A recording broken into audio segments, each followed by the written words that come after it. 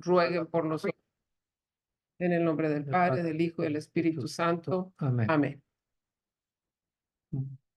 Bueno, pues vamos a leer la semblanza del maestro Guillermo Torres Quirós. Él nació el 11 de octubre de 1981, es casado y tiene 3 hijos. Licenciado en Ciencia Política por la UNAM Iztapalapa, por la UAM Iztapalapa, tiene un máster en Doctrina Social de la Iglesia por la Universidad Pontificia de Salamanca, campus de Madrid. Actualmente es coordinador de la Red de Comunicadores REC, vicepresidente de la Comisión Mexicana de Derechos Humanos AC, de la que fue también director, coordinador operativo del proyecto Hazte Sentir y director editorial del portal sabervotar.mx, asesor de estrategia del Frente Nacional por la Familia, investigador y comentarista de análisis político en distintos programas de radio y televisión como Imagen Informativa, Tercera Emisión, con Esteban Arce de Grupo Imagen en el 90.5 FM, miembro del Consejo Consultivo de Radio Anáhuac 1670 AM de la Universidad Anáhuac.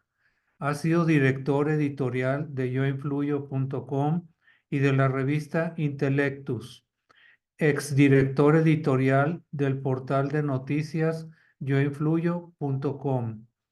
Fue asesor y funcionario de diversas instituciones de los 3 órdenes de gobierno, como la Comisión Nacional del Agua, la Asamblea Legislativa del Distrito Federal, Delegación Benito Juárez, del Gobierno de Jalisco y Guanajuato, entre otras instituciones.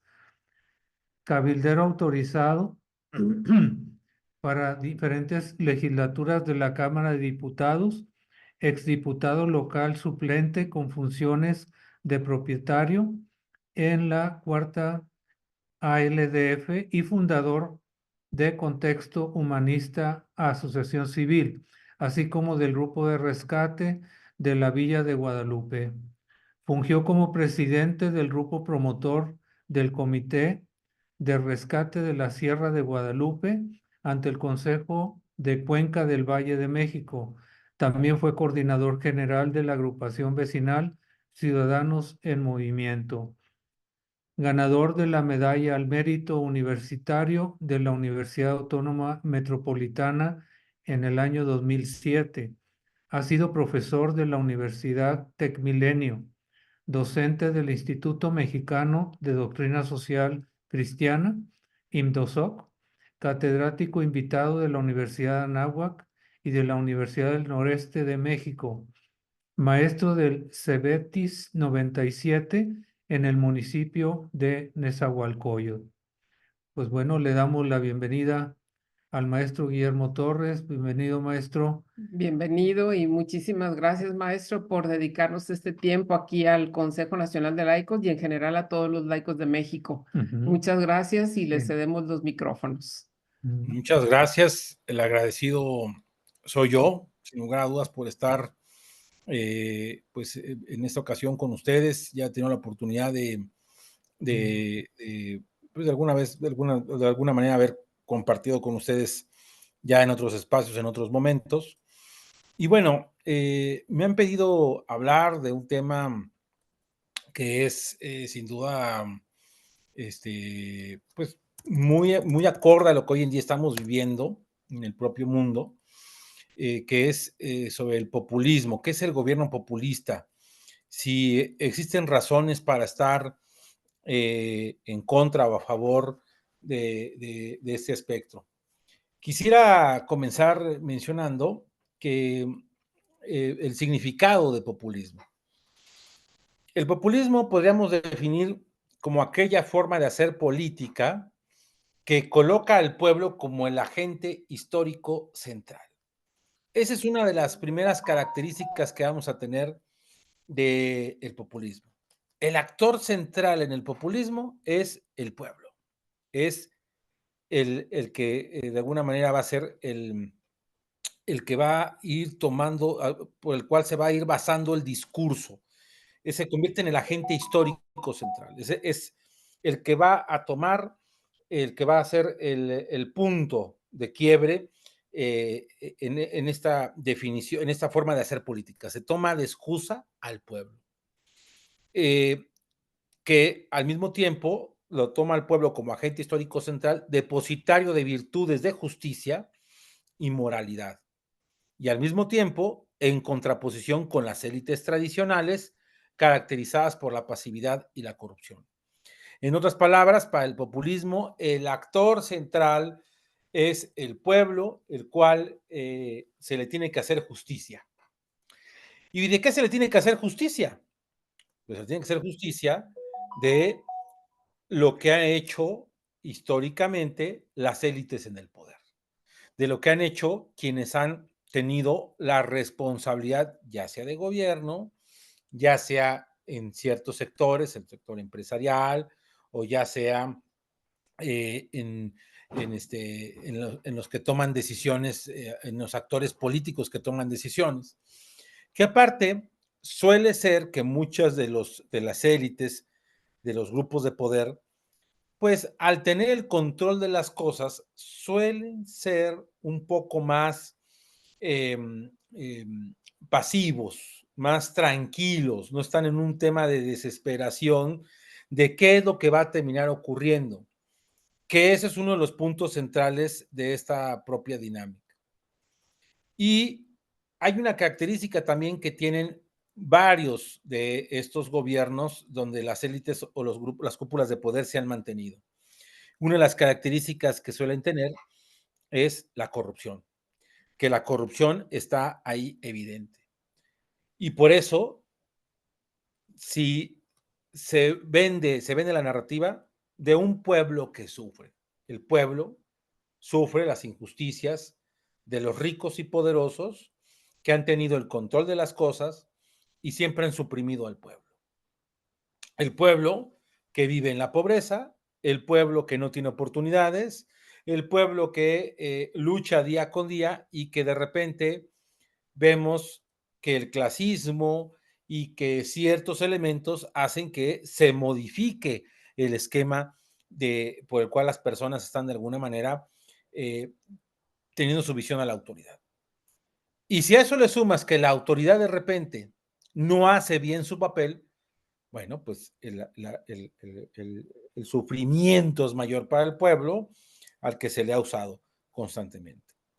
¿Qué hace el populismo? Dice, a ver, pueblo, tú eres el salvador.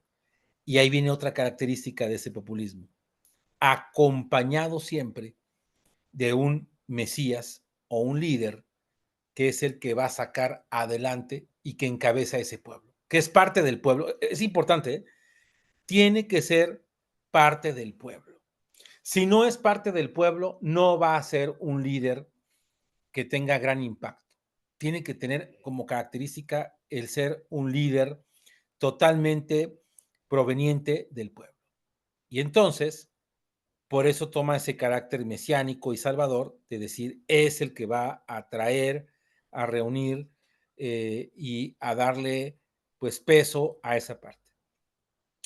Hay que decir que algunos politólogos, especialmente algunos de los italianos, Norberto Bobbio, Matteucci Pasquino, en el diccionario de política que se elaboraron ellos, la ciencia política italiana, definen como populistas a aquellas fórmulas políticas por las cuales el pueblo, considerado como conjunto social homogéneo, como una masa, y como depositario exclusivo de valores positivos, específicos y permanentes.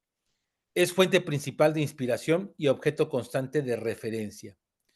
Por lo tanto, aparece dentro del populismo diciendo que no es exactamente una ideología, sino es una actitud, una práctica, una forma de hacer política. Por eso, a diferencia de otras ideologías que conocemos, en el caso del populismo vamos a encontrar populismos de derecha y populismos de izquierda, porque no es una ideología. como puede ser el liberalismo o el comunismo. Y por eso vamos a encontrar figuras como un Donald Trump, que su narrativa va a ser de una extrema derecha en ciertos posicionamientos, y vamos a encontrar a un Hugo Chávez, que va a ser un representante claro del populismo. Si nos vamos a todavía más atrás, el mayor referente del populismo en América Latina es Juan Domingo Perón, el peronismo en Argentina. El peronismo toma precisamente el populismo, el ejercicio del poder populismo, como el elemento central. Y aquí es donde encontramos la magia del populismo. Porque en la magia del populismo vamos a encontrar como elementos importantes, pues, el hecho de que va a haber siempre un beneficio para el pueblo. Aquí habría que diferenciar en general, ya aterrizado más el tema, entre el populismo en espectro general y en América Latina lo que fue el socialismo bolivariano, o llamado el socialismo del siglo XXI. ¿Por qué se hacer una distinción en lo particular ya como un elemento claro? Pues en que hay una diferencia que radica en que los populistas de izquierda, además, suelen buscar un régimen socialista autoritario de tipo bolivariano. Es decir, la diferencia entre el populismo de derecha y el populismo de izquierda es que suele ser el de izquierda que busca ser autoritario e implantarse en el poder. Y entonces, ¿qué mecanismos va a utilizar para mantenerse en el poder? Y entonces los mecanismos suelen ser las dádivas, los apoyos económicos, los programas sociales, en el caso venezolano, las misiones, las famosas misiones bolivarianas, es decir, una serie de acciones donde lo que se busca es darle un beneficio material a el representante del pueblo. Eso es lo que se busca, que haya un beneficio palpable, que eso es lo que va a hacer en particular una diferencia con el resto de los otros, de otro tipo de visiones. El hecho de decir, yo te estoy dando eso, pero aparte no solamente es dar esa dádiva material, sino es desde el punto de vista de la comunicación, el llamado marketing, la insistencia permanente en que yo te estoy dando ese apoyo, en el que yo te estoy dando de alguna manera esa dádiva por algún motivo, pero suele siempre tener como motivo de fondo el tener comprado a esa persona, el tener a esa persona de alguna manera pues aclimatada en ese sentido. Y podríamos decir también en esta dinámica algo que ha dicho, por ejemplo, Enrique Krause en relación precisamente también al populismo. Enrique Krause lo menciona así, dice, lo que el populista busca es establecer un vínculo directo con el pueblo. Ya les dije yo, proviene del pueblo. Y ese vínculo está por encima, al margen o en contra de las instituciones, de las libertades y de las leyes. Esa es otra característica del populista, que la ley le viene valiendo un cacahuate. ¿Por qué le viene valiendo la pena? No le interesa cumplir la ley, porque pierde poder. Porque el poder en las democracias está establecido con contrapesos naturales. Y si no existen los contrapesos naturales, pues se va eliminando la posibilidad de. Por eso, también se está por encima de las propias libertades. Y las declaraciones que escuchamos en muchas ocasiones de parte de estos líderes suelen ser con situaciones como decir, yo ya no me pertenezco, sino que pertenezco al pueblo. El pueblo soy dueño del pueblo. Digo, mejor dicho, el pueblo es mi dueño. Entonces yo hago y deshago a nombre del pueblo y hago mi énfasis en torno a ese pueblo. Hay que decir que los populismos de izquierda y derecha tienen en común su afirmación de que, y lo dije hace rato, las élites le están fallando a la gente y han pervertido la democracia. La llegada de los populismos, no solamente en la época actual, sino en otros momentos de la historia, recordemos populismos, pues ya mencioné el tema del peronismo, pero también está en su momento el populismo en México del cardenismo, en donde se hizo creer a la gente que, pues que todos tenían que cooperar para la expropiación petrolera, para el pago a las empresas extranjeras, el pueblo iba a ser pues el actor, el que iba a hacer el pago de ese, es más, la gente iba con sus gallinas, digo, ustedes lo habrán visto en fotografías, la gente iba con sus gallinas, con sus joyas, daban sus joyas para que se le pagara esa deuda a las empresas extranjeras y tuvieran de alguna manera un elemento ahí. Y bueno, el cardenismo es uno de los populismos más interesantes en América Latina del siglo XX. Vemos también el caso, digo, mencioné el tema del peronismo, habría que mencionar, obviamente, el papel que va a jugar en su momento, pues Evita Perón, el carisma de Evita Perón. Y aquí es donde viene un tema importante, el carisma del personaje.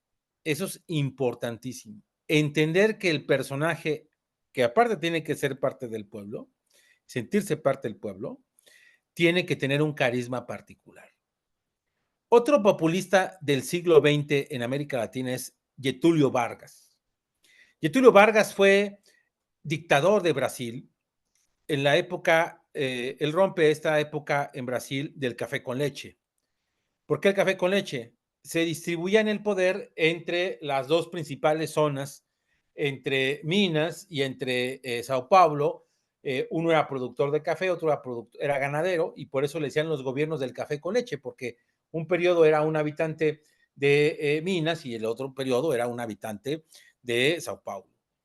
Y Getúlio Vargas va a tomar su representación populista, es un ejemplo claro porque él va a ser en algún momento de izquierda, en algún momento de derecha. Pero nuevamente el populismo es esa representación del líder que va teniendo un efecto particular. También hay que decir que un poco para hacer énfasis en esta parte de cómo se tiene hoy en día esta definición de que es la falla de las élites y por eso la llegada, voy a mencionar lo que dijo en su momento Donald Trump al momento de tomar protesta aquel 20 de enero del 2017. Donald Trump dijo en su mensaje: la ceremonia de hoy tiene un significado muy especial, porque no solamente estamos transfiriendo el poder de una administración a otra o de un partido a otro, sino que estamos transfiriendo el poder de Washington y se lo estamos devolviendo a ustedes, el pueblo. Los políticos prosperaron, dice Trump, pero los empleos acabaron y las fábricas cerraron. La élite se protegió, pero no cuidó a los ciudadanos de nuestro país. Y remata diciendo Donald Trump: el 20 de enero de 2017 será recordado como el día en que el pueblo volvió a gobernar este país. Pongo el ejemplo de Donald Trump para que nos quede claro que no es exclusivo de uno, sino que los populistas atacan directamente al tema de las élites. Y si las élites hacen acciones para que eso pase, pues ¿qué respuesta podemos llegar a tener? Por eso, hay que decirlo con toda la expresión de las palabras.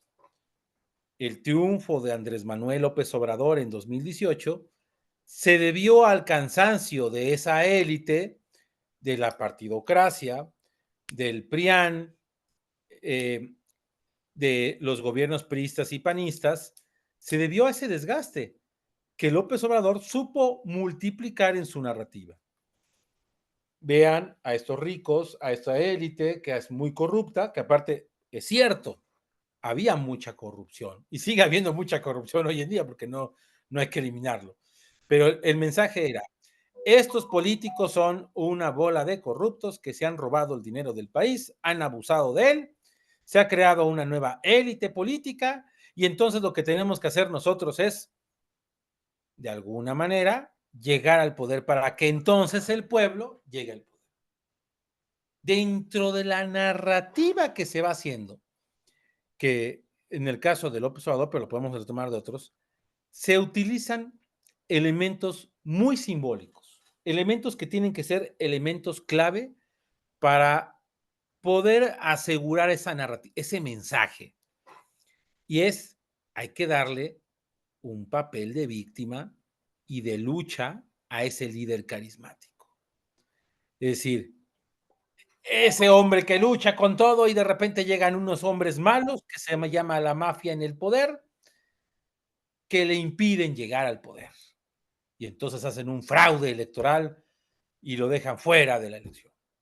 Y pierde la elección por un 0.56%. Y luego de repente agarran y dicen, vamos a imposibilitarlo para que pueda ser candidato. Entonces inicia el proceso del desafuero. Y por eso gusta a sus seguidores este tema, porque tiene que tener un mensaje de historia, de hay buenos y malos, hay villanos. Véanse ustedes cómo suelen utilizarse a los villanos, se hace una caricatura de los villanos, de los personajes de los villanos, que utilizan mucho estos tipos de gobiernos. El villano favorito, ¿quién es el villano favorito en América Latina? Estados Unidos, los yanquis, el imperio yanqui. Entonces, siempre que Fidel Castro o Hugo Chávez entraban a una crisis política interior, ¿a quién responsabilizaban? Al gobierno norteamericano, al gobierno yanqui. Y entonces, por eso, siempre hay villanos. Ahora, hay villanos genéricos que ayudan a esta narrativa. Los empresarios, la iglesia, la academia en muchos sentidos. Es decir, los capitalistas. Los que ocupan una trascendencia de poder es al que es utilizado como ese elemento. Por eso hay que, de alguna manera, entender que la dramatización del pueblo que sufre con un hombre que va haciendo acciones al respecto y de repente, ¡pum!, lo quieren eliminar y luego llega el momento del triunfo, que eso es interesante. Todos estos personajes que he mencionado tuvieron esa misma narrativa, un momento del sufrimiento para llegar al poder. Incluso a veces llegando al poder, pues teniendo sus propios tropiezos lógicos y naturales. Por ejemplo, Hugo Chávez, recordemos que antes de acceder al poder, casi una década antes, hizo un golpe de Estado que duró unas horas, él como un militar, y que cambió su discurso y su narrativa, y entonces, en lugar de llamar a la guerra y al combate, de repente dice, no, pues voy a llegar por la vía democrática. Y llegó por la vía democrática. Nadie puede discutirle a Hugo Chávez de que llegó al poder por la vía democrática. Llegó porque consiguió los votos, porque utilizó una narrativa. Y dentro de esa narrativa, en su mensaje es, yo sufrí, yo fui militar, me hice un golpe de Estado, me sacaron. Poco a poco fue construyendo la historia, el relato de él es el Salvador. Juan Domingo Perón, recordemos que primero es embajador prácticamente de Argentina en Europa, cuando estalla la Segunda Guerra Mundial. Era un hombre de la élite militar y llega a reforzar los gobiernos, acá el gobierno, lo nombran el primer secretario del empleo, del trabajo de Argentina, empieza a tener una relación con los sindicatos, a motivar la creación del sindicalismo argentino y empieza a promover acciones en beneficio de este sector, el sector obrero argentino, que hay que recordar que Argentina a principios del siglo XX era una superpotencial granero del mundo entero.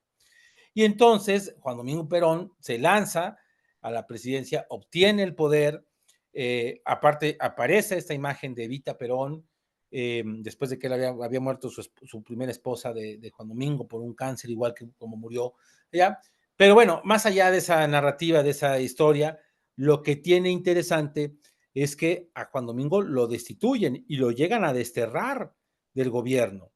Y después regresa, no una, sino hasta una tercera vez hasta que muere.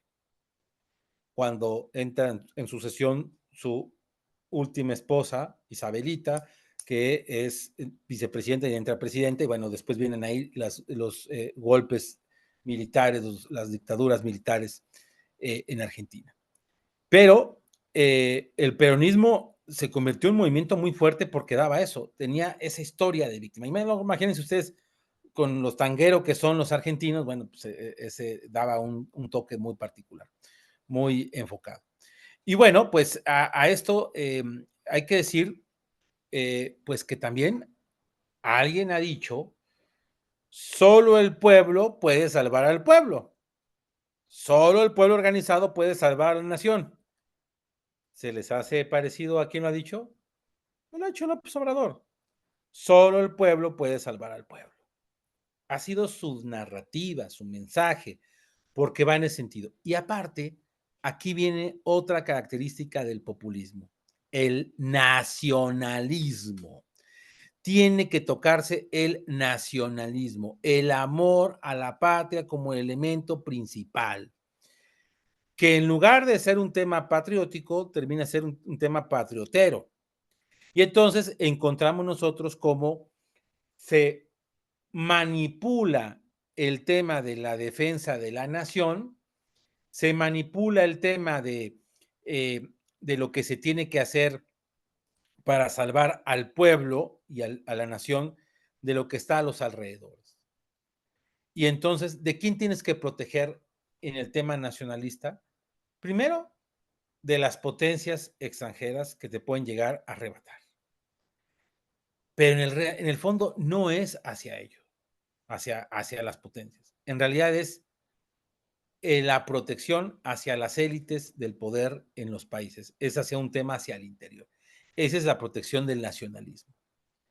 Y entonces, si viene una legisladora española a hacer una crítica del actual gobierno mexicano, caso de la diputada Cayetana, rápidamente, ¿cuál es la respuesta en automático del gobierno y de todo el aparato gubernamental? Están invadiendo, están diciendo, son los conservadores que quieren acabar, etcétera, etcétera. Si un presidente como caso Milei, que es otro populista, con una característica muy particular, pero el caso de Milei, si llega y dice, y le preguntan y dice, el observador es un ignorante, ¿cuál es la respuesta al observador? Luego un tema de ataque. Así suelen ser estas figuras, porque la excusa es el nacionalismo. En realidad se utiliza el nacionalismo para hacer un tema de protección e incluso recordemos que termina siendo más que de protección, termina a otra fase de fanatismo. Y entonces, si uno revisa el gobierno de Mussolini y el gobierno de Hitler, eran gobiernos populistas, totalmente gobiernos populistas, con utilización de símbolos muy particulares para afianzar el sentido, para afianzar un sentido de nación.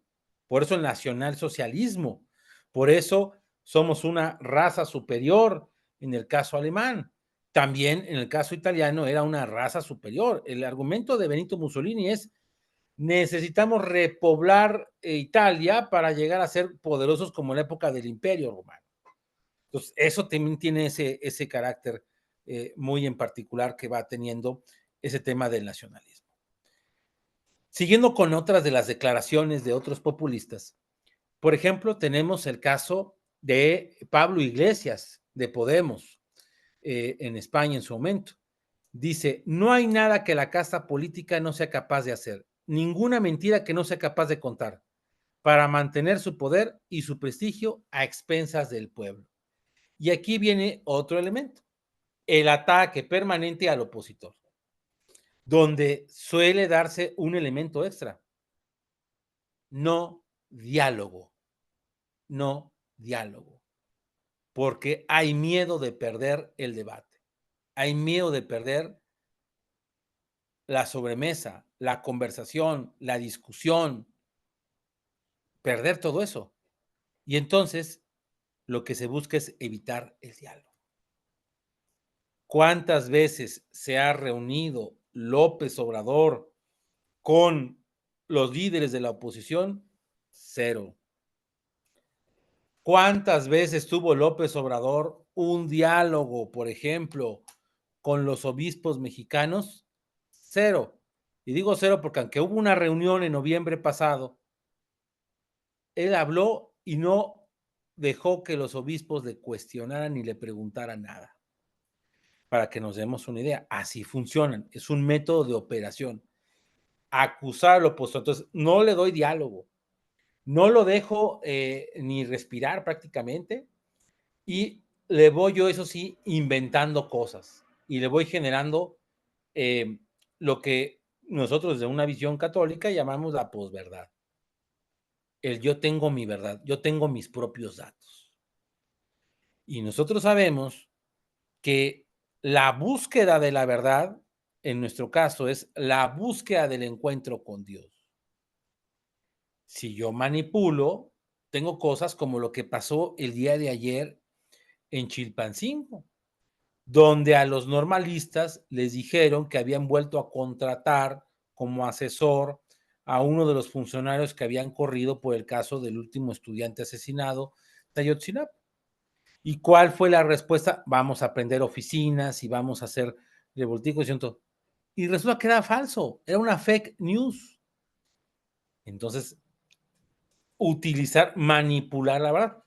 Y como ustedes lo saben, lo han escuchado miles de veces con Goebbels, cómo utilizó la estrategia nazi. Una mentira repetida 1000 veces se convierte en verdad. Hemos visto cómo la propaganda nazi en su momento pues decía que todos los judíos eran rateros y que todos los judíos eran el diablo, etcétera, se ridiculizaba y demás, y entonces pues se generó un concepto que era los judíos son un mal para el país, hay que exterminar. Porque aparte fue comprado por gran parte, porque fue la narrativa que predominó. Por eso les dije, hay muchos símbolos que a veces se utilizan en esas propias dinámicas. Otra característica del populismo es la utilización de obras paranoicas. Yo tengo que hacer cosas que cuando pase la gente siempre se acuerde y diga, ese Metrobús lo construyó López Obrador. El segundo piso del periférico lo construyó López Obrador. El Tren Maya, ¿quién lo hizo? López Obrador. El Felipe Ángeles, ¿quién lo hizo? López Obrador. Es decir, obras que pueden ser elefantes blancos, que pueden ser sin sentido, pero que son obras magnas para que en el pensamiento colectivo diga uno, ah, mira, esto sí lo está haciendo este gobierno. Que no es exclusivo esa acción, la hacen todo el mundo, porque en la Ciudad de México no le han arreglado el tema del agua en 100 años y de repente ves que construyen y construyen edificios y mercados públicos que dicen, ah, es que eso lo construyen. Si lo que es visible para la gente es una herramienta y el populismo lo que le gusta hacer es grande, magno, para dejar una diferencia de que lo que están estableciendo ellos es algo que tiene de alguna manera una herencia. Y ahí viene otro tema, el pasar a la historia. Otra característica del populismo es yo tengo que pasar a la historia. Haya sido como haya sido. Es decir, la historia para ellos es el que yo quedo como la figura central. No es en vano que López Obrador nos vendió la narrativa de la cuarta transformación, de una cuarta etapa del país. No es en gratis, al contrario, lo hace con una estrategia muy particular, la estrategia de decir yo soy parte de la historia. Y ojo, no solamente yo soy parte de la historia, sino usted es parte de la historia. Usted, el pueblo bueno, que es el que va a decidir a mano alzada las decisiones del país, con consultas, porque somos demócratas. Ese es un carácter del populismo actual y del populismo muy particular en América Latina. Y bueno, a esto mencionar otra definición también de populismo según Laclau. Laclau es un filósofo argentino, Ernesto Laclau. Murió en 2014, uno de los teóricos del nuevo populismo, y él afirma que existe una brecha entre el poder y el lugar donde se configuran cadenas de nuevas demandas sociales insatisfechas que crean equivalencias para construir una demanda más amplia. El pueblo como el gran actor colectivo. En el caso, en su momento, de Trump y de Bolsonaro, la punta de discusión era la falta de empleo. Esa era la demanda colectiva. No tenemos trabajo. ¿Y quién nos lo está quitando? Entonces, ¿por qué no hay trabajo? Es que nos lo están quitando. En lugar de reconocer que sí había posibilidades de empleo, pero no bien pagadas, que sí había empleo si tenías estudios y si tenías preparación, etcétera. Pero una parte importante de la sociedad norteamericana y brasileña, en el pensamiento, en la realidad, pues no tenían esos conocimientos, esa actitud. Entonces dicen, ¿quién nos está quitando el trabajo? Los migrantes. Estos que vienen de fuera. Nos lo están robando. Nos están quitando nuestra posibilidad de trabajo. Porque aparte en algunos casos sí fue así. Porque ahí es la mano de obra barata que utilizan y explotan a los migrantes. Entonces, por ejemplo, no se sepan, pero hoy en día a los haitianos que han llegado a muchas partes del país, por repartir, vender dulces en una esquina, en el tráfico, en una esquina, en un semáforo, le pagan 50 pesos diarios. Y entonces, pues, si no tienen que comer, es lo que aceptan. 50 pesos diarios por estar vendiendo ahí dulces y demás. Entonces, el pueblo se convierte en un actor colectivo que exige demandas y por eso toma ese poder. Populismo significa así, según lo dice Laclau, la construcción del pueblo como identidad social, es decir, la cristalización de ciertos símbolos que configuran la expresión colectiva contra quienes detentan el poder. Y por eso, una de las expresiones básicas y fundamentales de estos es hagamos manifestación, hagamos presencia en las calles, ganemos las calles. Los líderes populistas lo que les gusta es ver grandes multitudes que apoyan y respaldan lo que están diciendo. Y se convierten en un tema de euforia, porque toman un tema central. Caso Javier Milei en Argentina. La crisis económica en Argentina provocada por el peronismo, por otro populismo. Solamente que en el caso de Milei toma el tema de la libertad como su tema base y entonces todo aquello que vaya contra la libertad o contra el fundamento general de la libertad de la persona se convierte en el enemigo de su discurso. Mucha gente por sentirse actor colectivo decide votar por él y ojo, no estoy diciendo si es bueno o mal gobernante, todavía falta tiempo para que podamos determinar. Sin duda ha tomado acciones, algunas fuertes, pero que van en constancia con lo que él prometió. No todas son fáciles. Su primer paquete de leyes no consiguió la aprobación popular, porque a esto hay que irlo dando un mantenimiento. No es de la noche a la mañana. Una característica, y ahí sí podría decir que una cosa positiva que tiene el populismo es la compañía permanente a los suyos, ya sea manipulándolos, pero siempre está con ellos. Y les hace sentir parte de algo, de un movimiento. Ese es un punto central. Los hace sentirse parte de un movimiento. Por eso, de repente tienen mucho éxito estos personajes, porque la gente se pone la playera, la camiseta con todas las ganas y defienden a ultranza a su líder.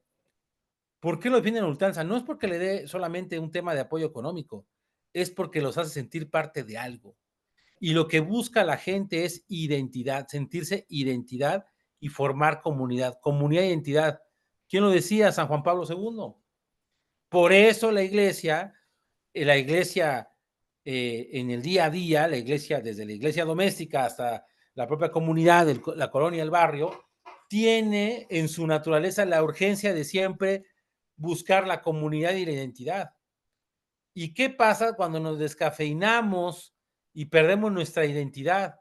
O cuando decidimos no hacer comunidad como iglesia, pues vemos que la gente deja de asistir al templo, que la gente deja de practicar sacramentos, y a eso le sumas falta de formación. Bueno, eso es una bomba. En el caso del populismo, de las visiones populistas de estos tiempos, es yo te acompaño, yo te hago sentir parte de un movimiento. Yo lo voy a expresar así. Cuando surge Frena, este movimiento en México, tuvo mucho éxito. ¿Y por qué tuvo mucho éxito? Porque la gente se sentía parte de algo y sentía que estaba haciendo algo, que al salir en su coche y tocar el claxon y mentar la mano al presidente, estaba construyendo nación. Eso es lo que el populismo tiene muy bien detectado. Y por eso esa búsqueda de convertirlo en ese actor. Hay que decir que de esta forma el populismo no solamente representa, como hizo la izquierda tradicional, a un solo actor colectivo que era la clase obrera. Recordemos que dentro de la izquierda tradicional, el obrero y el campesino se convertían en los colectivos que buscaban reivindicar. Ahora hay nuevos actores colectivos que se han creado en torno a demandas, dando el origen a un antagonismo que suele ser en el discurso nosotros contra ellos y nosotros, es decir, el pueblo y la oligarquía. Y por eso algunos utilizan liberales contra conservadores, fifís contra chairos. Característica importante, generar polarización. Miren, tan fuerte está el tema de la polarización que hoy en día, ¿qué es lo que estamos viendo? Que las verduras se pelean con los carbohidratos en los comerciales. Están en un ring de lucha libre, las papas se pelean contra la fresa y no sé qué, y lote y todo. Es polarización. ¿Y qué hace la polarización? Fragmentación. Fragmentación política. El populismo lo que busca es dividir. Y donde más le gusta dividir a veces es en la propia casa. No sé si a ustedes les pase, pero yo lo he visto de forma presencial, como en una casa que tuvieron la misma formación, que tuvieron la misma fe, la profesión de la misma fe, vemos que unos son superfans de López Obrador y vemos que otros son críticos del López Obrador, antagónicos del López Obrador, y hay peleas en las familias, hay pleitos en la familia, en el trabajo, en la escuela, en el grupo parroquial. No nos digamos, en el grupo parroquial hay el pleito. Y gente muy buena, gente totalmente entregada a Dios, con religiosidad popular, algunos y otros no. Bueno, me ha tocado dar conferencias a los hermanos de la escuela de pastoral. Y al final de una de las pláticas se me acercan y me dicen, oiga, todo lo que usted dijo está muy bonito. Está precioso eso de la doctrina social, híjole, ni mandado a hacer, por eso dicen que es el tesoro mejor escondido de la iglesia, la doctrina social. Pero me dicen con mucha sinceridad, ¿sabe qué? Pues vamos a votar por Morena, porque pues Morena nos da programas y porque los otros son una bola de corruptos y porque López Obrador sí ve por el prójimo.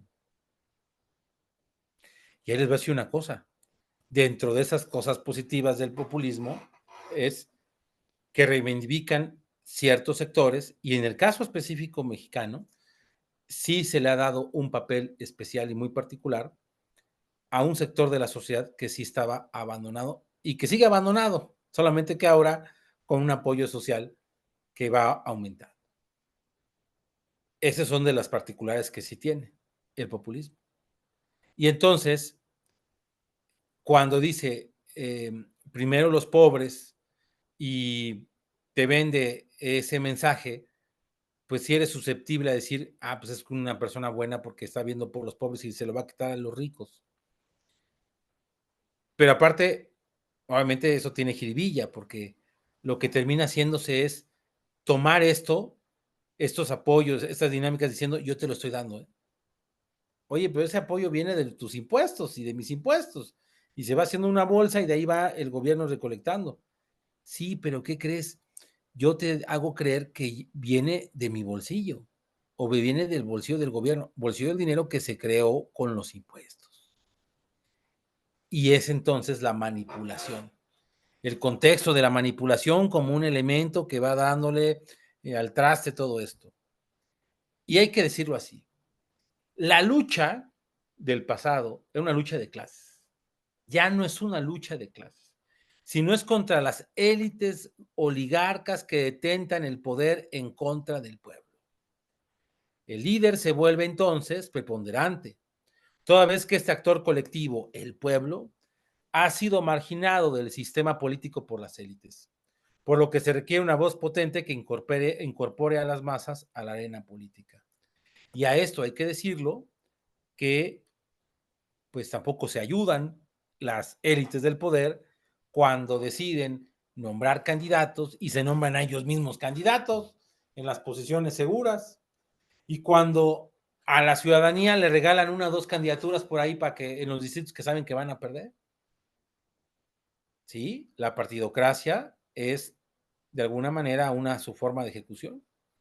Y entonces te dicen, no, pues métete al partido, participa, y resulta que en los partidos no te van a aceptar, no te van a dar cargos de la noche a la mañana, tienes que hacer una carrera, y para hacer esa carrera hoy en día tienes que traer votos.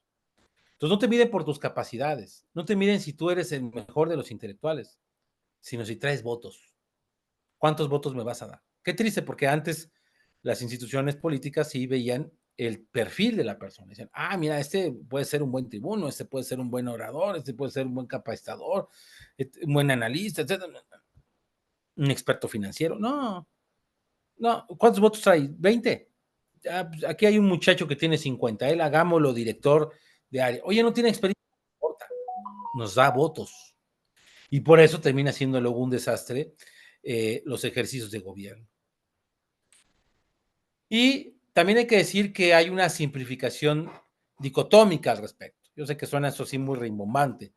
Es decir, existe una visión de confrontación, una visión maniquea de la realidad política. Y encontramos frases, por ejemplo, como el pueblo encarna todas las virtudes y las élites, el establishment, todos los vicios. O la mafia en el poder, o la casta, en el caso de Pablo Iglesias, o Washington, como decía Donald Trump. Y que, por cierto, les voy a decir una cosa, Donald Trump tiene muchas posibilidades de ganar la presidencia de los Estados Unidos precisamente por la fortaleza de ese discurso, de que va hacia los que han sido afectados por las políticas económicas y por las decisiones políticas. Y si vamos al caso de Salvini, si vamos al caso de Hungría, y vamos a algunos casos europeos donde es el caso de Vox, etcétera, va mucho en ese sentido. El volver a conectar con situaciones, con demandas que están totalmente fuera. Y, por lo tanto, esa característica que encontramos también es el antielitismo. Es decir, se considera que las élites tradicionales son las causantes de la corrupción y la ineficiencia. Se promueve entonces, por lo tanto, la llegada de los no profesionales de la política y el rechazo a los partidos políticos siempre y a la partidocracia. Todos los partidos son iguales, termina siendo a veces la frase, y luego te ayudas para que sea así, cuando todo el tiempo, por un lado estaba el PRI, por otro lado estaba el PAN, y decían son cosas distintas, y López Obrador desde hace muchos años, desde que era dirigente nacional del PRD, decía el PRIAN, y ahora que se juntan, pues se cumple la narrativa del PRIAN, de que son lo mismo, de que todos los partidos son lo mismo. Y bueno, también hay que mencionar dentro de esa dinámica, ya mencioné el carácter mesiánico, que el líder populista utiliza su carisma para imponer sus decisiones, que es un personaje providencial, como se comentó, que va a solucionar los problemas con propuestas simples. Esa es otra característica, que todo es muy simple de resolver. Y este líder es importante decirlo, es un caudillo que encarna la voluntad popular. Es el Mesías, el redentor que el país necesitaba para salir adelante frente a los políticos de siempre. Y por eso vemos gente poniendo imágenes de Hugo Chávez o de López Obrador en sus altares, por esa propia dinámica que se ha dado en ese sentido. Otro elemento que ya mencioné, pero profundizo ahora, la desconfianza de las instituciones. El líder tiene una comunicación directa, no tiene intermediarios, no necesita de nadie, por eso no deben de existir las instituciones, porque él directo habla con el pueblo. Y las instituciones pueden ser un obstáculo para lograr los planes de redención social del líder, porque le impide la transparencia o le impide organizar directamente las elecciones. Los partidos populistas se enfrentan a instituciones democráticas, como por ejemplo la prensa libre. Y entonces aquí tengo que atacar a los medios de comunicación. Si están conmigo, no, pero si están contra mí, sí. La división de poderes. Voy contra el Poder Judicial, que no es una santa paloma, voy contra el Poder Legislativo, que es bastante eficiente, pero voy a dividirlos. Mejor me quedo con el control de los dos. Y en especial suelen irse con la autonomía del Poder Judicial. Y se recurre directamente al pueblo a través de consultas y plebiscitos, como ya mencioné, y la mano alzada. El autoritarismo es un elemento.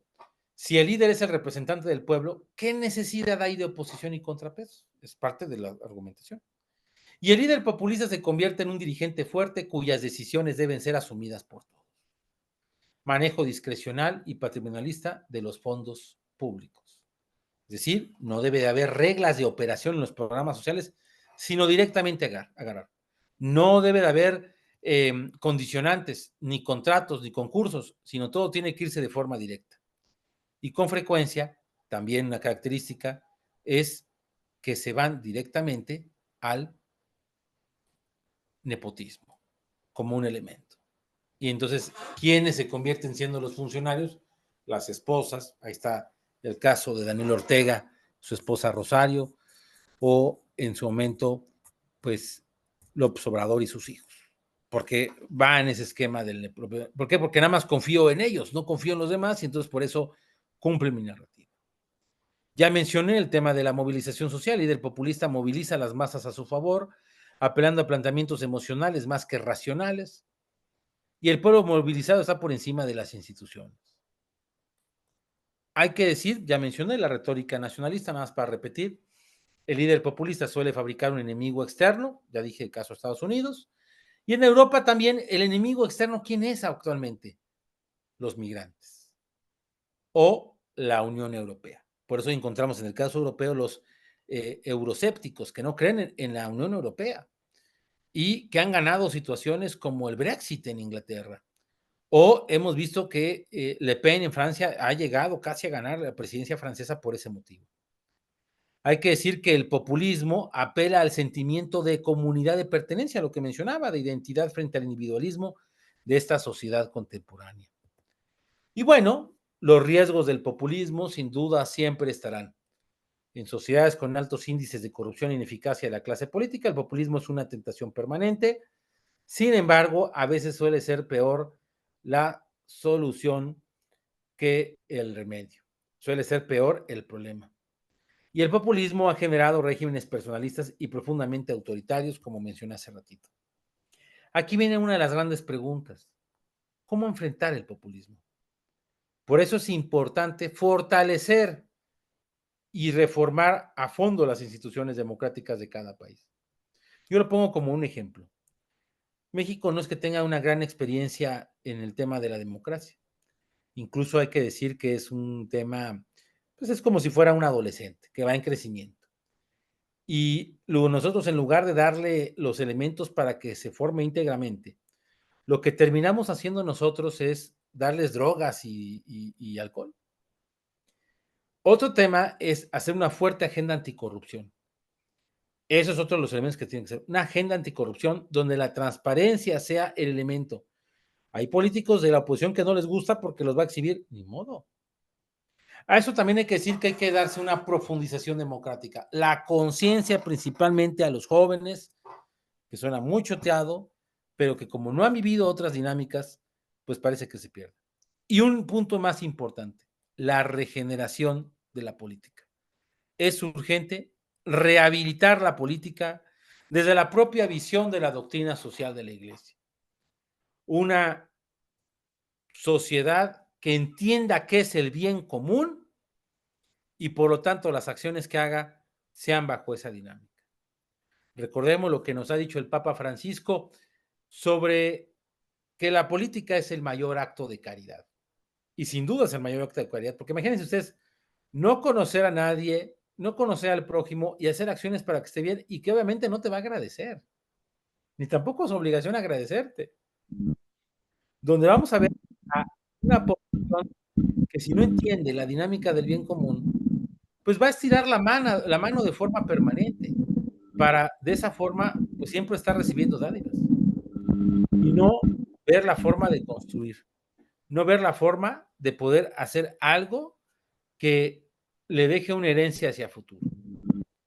Y como decía el propio, se menciona en el caso de la encíclica Fratelli Tutti del Papa Francisco, la importancia de vernos como la parábola del buen samaritano. Ese hombre que era despreciado en la sociedad y que ve a un hombre que está prácticamente muerto y que, como dice la escritura, él mismo le arregla las heridas, lo cura y después de eso lo deja en una posada y se va. Siendo testigos de este acto, un levita y un sacerdote que deciden hacerse de la vista gorda ante la prisa del tiempo del día a día. El samaritano decide desprenderse de algo suyo y de atender a esa persona. Posiblemente perdió tiempo y lo que estaba haciendo, tanto que en la propia escritura nos dice que le dice al mesonero que al regresar que hagan cuentas. Es decir, era un hombre ocupado, un hombre que estaba, pues de alguna manera pasando por ahí y que se compadeció de aquel hombre que pudo haber muerto. Así nosotros en nuestra participación del tema de la política. ¿El populismo es algo bueno o es algo malo? Sin duda ustedes ya tienen una definición de que el populismo, de qué es el populismo y de cómo afecta a una sociedad. ¿Que el populismo tiene algunos elementos positivos? Sin duda, pero como suele pasar, los extremos y la manipulación son los que pueden derrumbar muchísimas cosas. Yo agradezco muchísimo esta invitación para ver si ustedes quieren que entre a un momento de dudas y preguntas. Esta vez decidí no exponer las láminas porque busqué de alguna manera verlos directamente a los ojos, a los que tienen la cámara, tratar de tener un diálogo directo y por eso quedo abierto, Rosario, Mario, a sus órdenes. Sí, muchas gracias, Guillermo, por la exposición. Creo que está muy clara y son muchas variables lo que se mueve en un populista, que yo nomás me quedaría con una duda. ¿Cómo queda el populismo cuando se mezcla con el narcotráfico? O sea, con los narcos. En el caso de México se menciona mucho eso. Entonces, este fue como un anillo al dedo para el presidente o simplemente también es parte del populismo. No exactamente una parte, pero sí es un elemento que ayuda muchísimo. El crimen organizado, para mantener a ciertos sectores de la población donde vive y opera, suele darles también dádivas, suele darles despensas, espectáculos cuando es Navidad, Día de Reyes, Día del Niño, Día de la Madre. Suele buscar ser un protagonista, digámoslo así, un actor que cuida y protege. El populismo también da dádivas y también busca supuestamente proteger y cuidar. Solamente que el crimen organizado tiene su propia agenda. Y como todo grupo, su propia agenda es estratégica. Si a mí me conviene en algún lugar generar miedo, voy a generar miedo. Si en algún lugar a mí me va a funcionar el tener a la gente comprada, lo voy a hacer. Es decir, es pragmático. El crimen organizado es pragmático. Y en la política, hay que decirlo, no distinguen colores, es daltónico. El crimen organizado es daltónico, no distingue colores. Y es metodista, se mete con todos. Es decir, no le interesa si es de izquierda, de derecha, etcétera. Con tal de que le estén redituando ganancias, se va a asumir. Entonces, digamos que lo usa. Yo diría que el narcotráfico hoy en día usa más que el propio gobierno. No fue motivo de esta exposición. Ustedes, algunos saben que hablo del tema también de seguridad y demás. Y sí les puedo decir abiertamente que estamos pasando ahorita la tercera etapa. Es decir, durante muchos años en México, el crimen organizado negociaba con la autoridad. Había corrupción, yo te dejo pasar, me hago de la vista gorda, no pasa nada. Después pasamos a la etapa donde el crimen organizado empieza de alguna manera a pedir espacios en gobiernos. Entonces empiezan a negociar y rápidamente empiezan a darle indicaciones a los gobiernos. Entonces la autoridad se convierte en un subordinado del narco, del crimen organizado. Ahora, estamos en la tercera etapa. La tercera etapa es que el crimen organizado es el que va a gobernar. Y en algunos lugares, me apena decirlo, ya lo está gobernando a nivel municipal o estatal. Entonces, ese es el caminito, esa es la fórmula de la utilización de la manipulación en ese sentido para ir tomando eso. Pero sí van muy de la mano, porque aparte el crimen organizado sabe que necesita de políticos para poder avanzar. Ahora, sabe que es el vehículo para acceder al poder y por eso ellos se acercan en una campaña, dan un pequeño apoyo o dos apoyos y luego buscan por ellos, por su propia vía, buscar un cargo, buscar ese poder. Y estamos en esa etapa actualmente. Muy bien. Muchas gracias, maestro, por la respuesta. No sé si alguien por ahí tenga preguntas o comentarios, si gusta levantar la mano, abrir su micrófono. Somos todo oídos. Adelante, Araceli. Hola, muy buenas noches pues muchas felicidades, maestro, por su exposición, como siempre, muy clara, muy sencilla, en palabras muy sencillas nos abre un panorama, pues, que muchas veces no lo conocemos. Gracias. Por otro lado, lo que acaba de suceder en Ecuador, eso, ¿cómo lo interpreta? ¿Cómo lo ve? Creo que es algo pues muy lamentable, ¿no? Y que pone a México como, si de por sí ya la situación es, ¿verdad? Pero creo que eso es algo sin precedentes o no sé, ¿qué opina usted de eso? Gracias. Sí, a ver, es un tema grave. Hay que decir que lo que hizo Ecuador de invadir la embajada es una violación totalmente a la diplomacia a nivel mundial.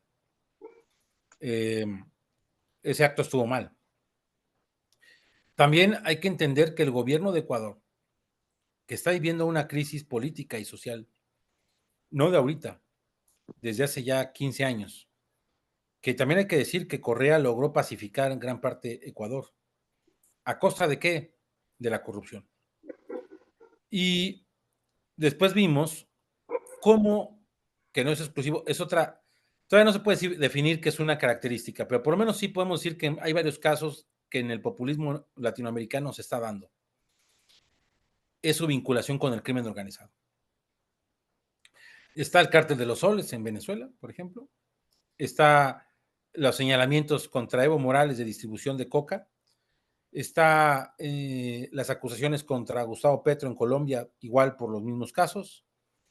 Y me podría seguir así acerca de cómo está vinculado en muchas ocasiones los gobiernos, el crimen organizado y toda la dinámica que hay alrededor de eso. Sin duda es un elemento a considerar y es una situación compleja. se está desbordando el tema de Ecuador. Recordemos que mataron a Villavicencio, que no era el candidato puntero, eran los candidatos, sin duda sensibilizó mucho, y sí hay una liga entre la corrupción, crimen organizado y en su momento hacia un sector político, el correísmo, que había gobernado, y que hay que decir que el correísmo tuvo una primera salida en su momento del presidente Lenin, que rompió con Correa. Después la llegada de Guillermo Lasso, que es estas élites de poder llegando, y después un desastre de gobierno en el que, bueno, pues terminó deshaciendo el gobierno y se hizo esas elecciones y llegó este joven Daniel Noboa, que no estaba en sus planes ser presidente y que terminó llegando. Se entiende que Ecuador lo que hizo fue una medida desesperada ante la información de que iban a darle salida e iba a escaparse este expresidente ecuatoriano, Gles, que estaba próximo a verse. Había antecedentes de la Embajada de México en Ecuador donde habían escapado a gente, incluso pues en las cajuelas de los coches, como pasó con Evo, cuando fue el episodio de Rescatemos al Soldado Evo, cuando el gobierno mexicano y con Marcelo Ebrard como secretario de Relaciones Exteriores fueron a buscar a Evo. ¿Se acuerdan ustedes cómo fueron a rescatar a Evo y utilizaron el tema de la embajada? En este caso, podríamos decir lo mismo. Se quiso utilizar la embajada, se quiso utilizar ese lugar de protección porque ya lo estaban haciendo y bueno, pues el gobierno ecuatoriano decidió esa parte. Mencioné mucho al principio que era un tema con una afectación, un señalamiento al gobierno mexicano, porque así fue. Digo al gobierno ecuatoriano porque invadió el lugar. Pero están cada vez saliendo a la luz cosas que sí afectan a la imagen internacional de México, como un protector de narcotraficantes y un protector de gobiernos corruptos. No sería la primera vez en México y muchos gobiernos a través de la historia lo han hecho para proteger. Recordemos ya el caso de Evo Morales y otros momentos en los que el gobierno mexicano ha estado apoyando a muchos de estos personajes políticos que terminan siendo perseguidos precisamente por corrupción, por vínculos con el crimen organizado. Podría yo resumir que la política exterior de México durante el gobierno López Obrador fue muy simple y de poco alcance. López Obrador solamente hizo 7 viajes internacionales en su administración, 7 viajes.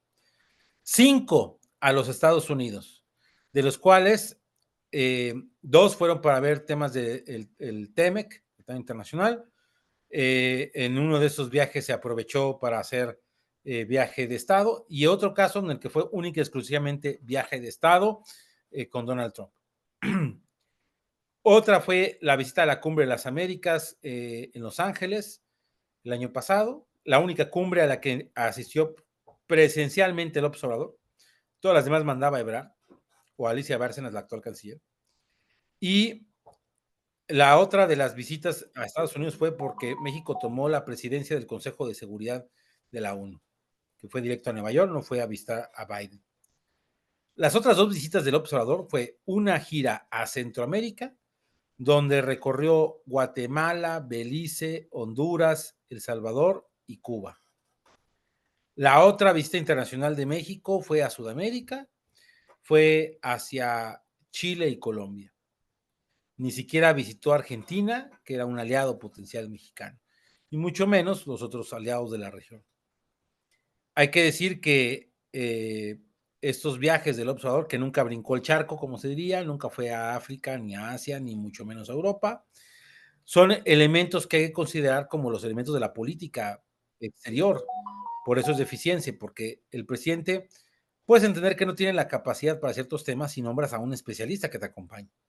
Pero a veces pareciera que es más la obsesión por el políticamente, por el quedar bien, por políticamente quedar bien y por la corrección política que termina teniendo el dominio sobre esa propia dinámica. Espero haya resuelto, Araceli, tu duda. Muy bien, maestro, muchas gracias. Gracias, muy amable. Antonia, si gustas hacer tu comentario o pregunta. Gracias, sí, muchas gracias, profesor. Puede entender muy bien, parece que nos está dando una radiografía de lo que pasa en nuestro país, entendiendo muy claramente la dinámica de este señor Obrador. ¿Qué va a pasar de continuar en esa dinámica en caso de que siga esta Claudia? Porque se le ve todas las pretensiones de continuar, ¿no? Con eso. Sí, lo ha dicho públicamente, ha dicho que va a construir el segundo piso de la Cuarta Transformación, y ha mencionado ella que, bueno, hay que escucharla en el debate y en otros discursos, cómo ella hace énfasis en mantener las políticas de acción de López Obrador. Yo creo que va a pasar al respecto. Si gana Claudia, Claudia no va a ser una presidenta fuerte, por varios motivos. Primero, uno importante de las características del populismo, porque no tiene carisma. Se lo dijo la propia Xóchitl, no tienes el carisma del López Obrador. Pues es cierto, no es ninguna mentira. Eso sí tiene carácter, la Claudia Sheinbaum tiene carácter y la vimos, tiene pies de plomo en muchos sentidos. Pero no tiene el poder, el carisma. Ese es un elemento que es importante considerar acerca. Segundo tema, a Claudia, a diferencia de López Obrador, no tiene el dominio total de sus correligionarios, del propio Moreno, ni de las cámaras, ni nada. López Obrador sí lo tenía, por la figura que es. Pero Claudia Sheinbaum no. ¿Y qué va a pasar? Que para negociar primero el presupuesto o para negociar leyes, primero va a tener que sentarse a negociar con los que eran sus enemigos políticos internos, con Ebrard, con Monreal, con Adán Augusto, con Noroña, con todos esos personajes. Primero va a tener que negociar con ellos y después va a tener que ir a negociar con la oposición. Es decir, no le dieron margen de oposición. Ella no pudo escoger a sus candidatos a diputados y senadores. Se los impusieron por una dinámica de dar huesos para que no terminen saliéndose todo el mundo y que genere problemas. Entonces, en este caso en particular, sí tendría ya primero que negociar con nosotros. E incluso ese mismo escenario se plantea para Xóchitl, ¿eh? Xóchitl tendría que negociar primero con Alito y con Zambrano y con Marco Cortés que negociar con Morena. Es decir, las dos candidatas están amarradas en la parte operativa de lo que es el Congreso. En el caso de Sheinbaum, con mayor particularidad, su lealtad a López Obrador, pues puede en algún momento llegar a ser cuestionada. Y ojo, en la historia de México, las sucesiones que se veían más de terciopelo terminaron muy mal. Recordemos Díaz Ordaz Echeverría López Portillo, Salinas Cedillo, bueno, pues Cedillo le metió a la cárcel al hermano, Fox Calderón, ¿cómo Calderón desconoció al gobierno de Fox? Entonces, puede darse ese escenario de que de repente ella rompa en algún momento. Yo no creo que lo haga ahorita, pero en algún momento empiece a tener sus diferencias y demás. Hay una encuesta que se hizo, no las presenté, hay una encuesta que se hizo a simpatizantes de Morena, donde el 65% de los simpatizantes de Morena dicen que López Obrador siga operando políticamente, aunque ya no sea el presidente, siga teniendo la cabeza, el control. Y hay muchas ideas acerca de eso. Entonces, resumiendo acerca de esta dinámica del propio poder de Claudia Sheinbaum, pues siempre las segundas partes suelen ser malas. Y ella tiene esos elementos que le dificultan. Además de que tiene un carácter en el que rápidamente se desespera, no aguanta la autocrítica, como también el observador no la aguanta, solamente que ella es un poco más arrebatada. Así que veremos en qué termina el asunto. Espero haya podido responder, Antonio. Muchas gracias. ¿Y cómo, qué sugiere? ¿Cómo ayudar o cómo ver que los jóvenes, motivarlos a que conozcan o que se animen a votar, que es un porcentaje alto, ¿no? De los Sí, jóvenes. es un tema generacional, la generación de los millennials, la generación de los Z, son dos generaciones donde si algo les gusta, son intensos. Si algo no les gusta, lo desechan. Es una generación desechable. Y entonces, como nunca han visto en peligro en gran parte el tema de la democracia, nunca la han sabido, nunca supieron lo que era la democracia en México, pues no le dan importancia. Y si eso, los políticos tampoco se ayudan, pues bueno, va perjudicando. La verdad es que es complicado, porque al joven le tienes que hablar en su idioma. Yo veo que mucha gente se desespera con los jóvenes y les dicen, es un tonto, ¿por qué no vas a ir a votar? Entonces, en lugar de que el joven se motive, pues termina diciendo, ay, ¿tú quién eres para mandarme a votar? Entonces, hay que saber construir una narrativa. La mejor narrativa es que el joven le hable al joven y lo convenza. Ahora, si tenemos nosotros posibilidades de convencer a jóvenes, porque son alumnos, porque son hijos, porque son sobrinos, etcétera, no está de más hacerles ver muchas cosas que antes no teníamos y de cosas que hoy en día tienen su propia dinámica y su propia afectación. No sé si me entenderé en eso, pero yo creo aquí es importante algo, que tenemos que vender el mensaje de esperanza. Hemos perdido el tema de la esperanza. Y como católicos, nuestro principal punto es esa motivación, la esperanza. La esperanza de que al final de los tiempos, ¿quién va a venir? Pues el propio Jesús. La esperanza. Por eso, fíjense cómo se genera colectivamente la idea de ya perdimos, para que la gente no vaya a votar, se siente decepcionada, etcétera. Ahorita es cuando más sólido hay que, de alguna manera, a complementar esa visión que se tiene de que todo esto tiene que ser de forma autónoma y que tiene que ser, de alguna manera, algo que vaya marcando las pautas para los jóvenes. Es decir, hablar su idioma, explicarles la situación como está y que ellos empiecen a percibirla. El problema que tenemos, y por eso los programas sociales son hechos con fines electorales en muchos sentidos. ¿Quiénes son los más agradecidos? Los viejitos. ¿Quiénes de alguna manera pueden incluso perder hasta su tarjeta, su dinámica, etcétera? Los jóvenes, los niños. Entonces, por eso se utilizan sectores de la sociedad que saben que pueden ser manipulables por A o por B. Y por eso le da una complicación a esto. Sí, gracias. Muy bien, muchas gracias, maestro.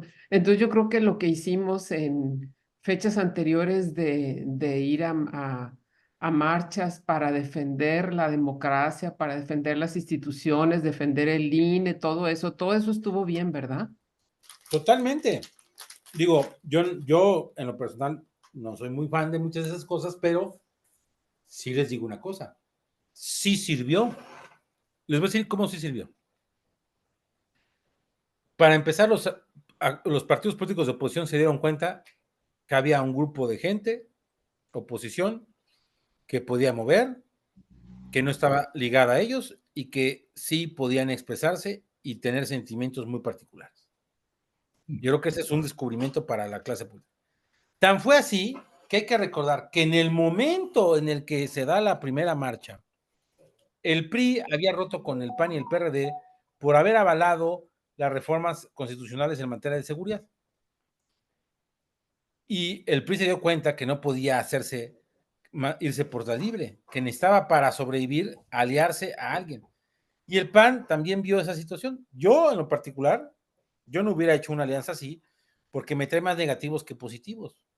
Porque si tú tomas los negativos de los partidos, el PRI suma 50% de negativos. Sí, es impresionante cómo el PRI es un muerto viviente. Hay estados de la República Mexicana donde ya no hay diputados del PRI. No existen diputados del PRI. Se salieron del PRI incluso muchos. El PRI perdió en menos de un año, perdió a nivel local 30 diputados locales. Se quedó sin diputados en Sonora. Se quedó sin diputados en Baja California. En Veracruz, casi nada, se quedó con 2. En Puebla con 1 diputada. ¿Por qué huyeron? Porque pues, veían un poco la dinámica del desastre que traían y entonces deciden. Yo creo que a mi juicio ahí sí fue un error estratégico traer a esos personajes ahí en la mesa. Hay quien dice, bueno, pues es que se necesitaba de este asunto para hacerlo. Bueno, también es válido dentro de la propia estrategia política. Pero sí, las marchas funcionaron porque sensibilizó al PRI y entonces, bueno, terminó haciéndose una alianza electoral ahí. Sí sirven porque sí empujó, por ejemplo, en el tema de la marcha a la Suprema Corte de Justicia, sí prendió, digámoslo así, en cierto sector el hecho de que se quisiera proteger o se quisiera dejar sin operación al propio INE o a los propios tribunales electorales. Es decir, sí sirvieron y sí son demostraciones de fuerza, de músculo que sí sirven. Entonces yo creo que independientemente de quién gane, tenemos que seguir defendiendo las instituciones, ¿verdad? De la manera que sea, pero tenemos que seguirlo haciendo. Y hay que buscar que se vayan perfeccionando, porque Ajá. son chafitas, digo, son malitas, pero hacen su esfuerzo. ¿Por qué digo que son malitas? Porque tienen muchos vicios de origen y porque la partidocracia sigue adentro de ellos. Muy bien. Araceli, ¿querías mencionar algo? No, de hecho, pues Ok, perdón. estoy captando todo aquí está muy interesante todo lo que hablan. Muy bien. Oiga, maestro, quería, sí. Mari Carmen tiene la mano levantada. Mari Sí. Carmen, adelante, Mari Carmen. Una pregunta, maestro.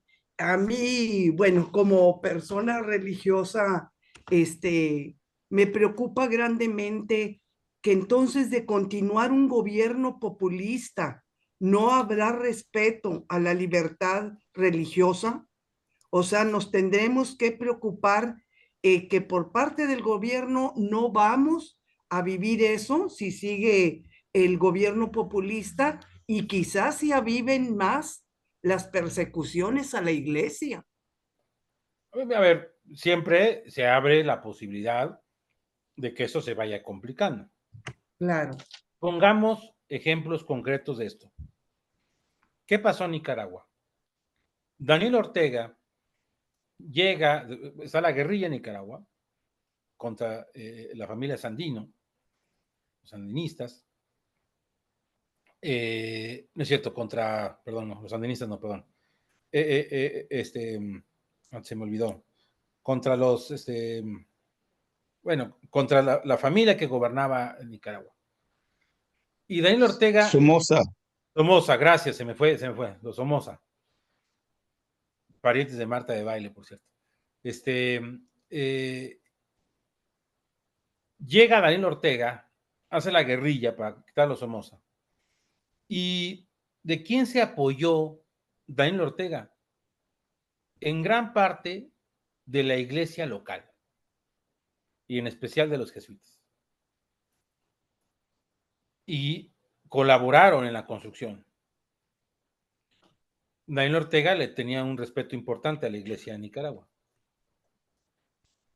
Y no se convirtió en un obstáculo hasta que en la última, Daniel Ortega deja el poder en su momento, una elección, por cierto, ahí la democracia fue efectiva y termina ahí. Y en el último regreso que tiene Daniel Ortega, llega poniendo de vicepresidenta a su esposa, Rosario, la cual es practicante de brujería y de satanismo. Abiertamente, no crean que son de esas cosas que ahí de repente ya ven que hay algunos aquí que les gusta ahí la tenebra y eso. No. Es público, ella lo ha dicho públicamente.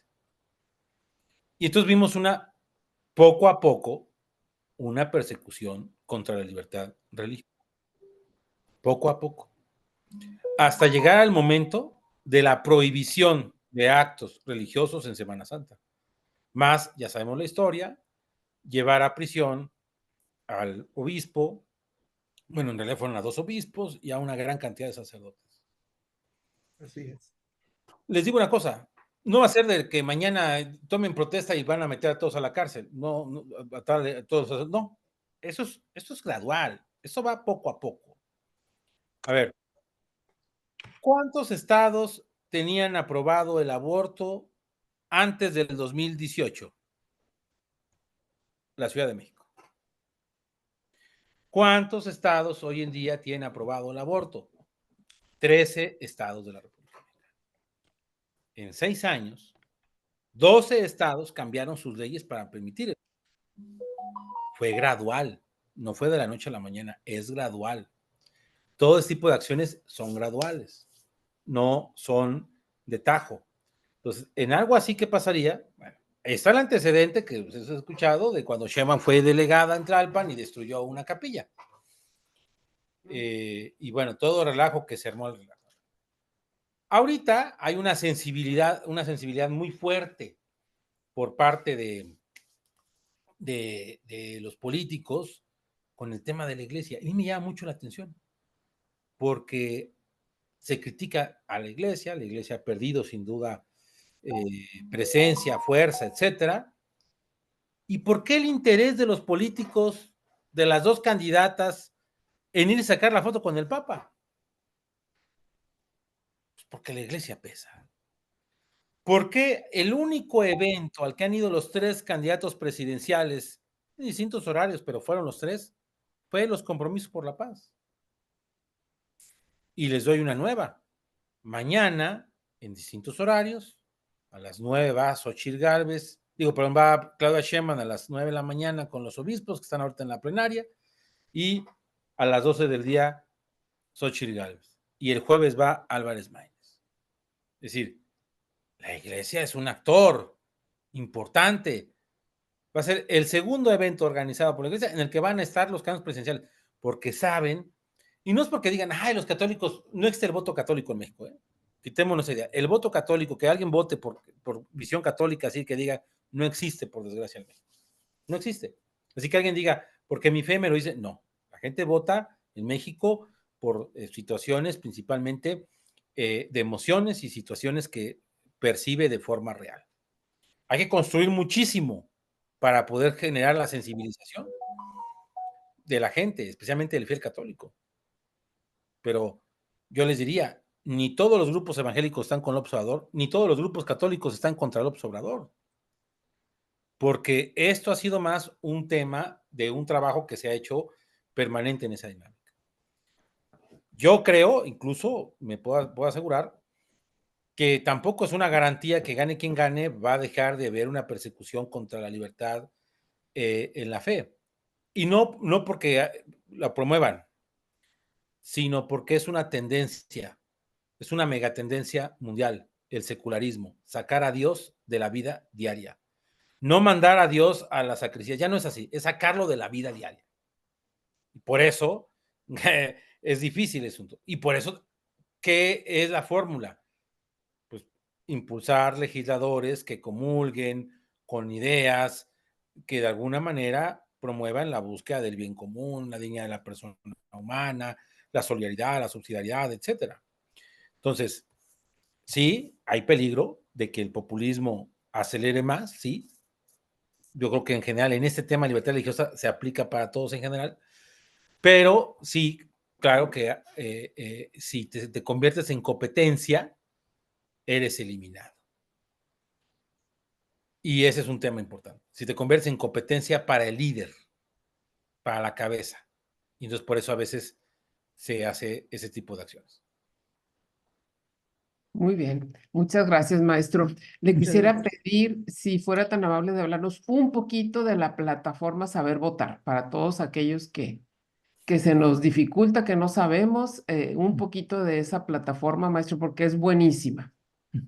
Bueno, ustedes han visto que atrás de mí todo el tiempo ha estado el logo de Saber Votar. Saber Votar es una página, una plataforma que nació en 2016, que busca de alguna manera que la gente tenga información de todos los candidatos.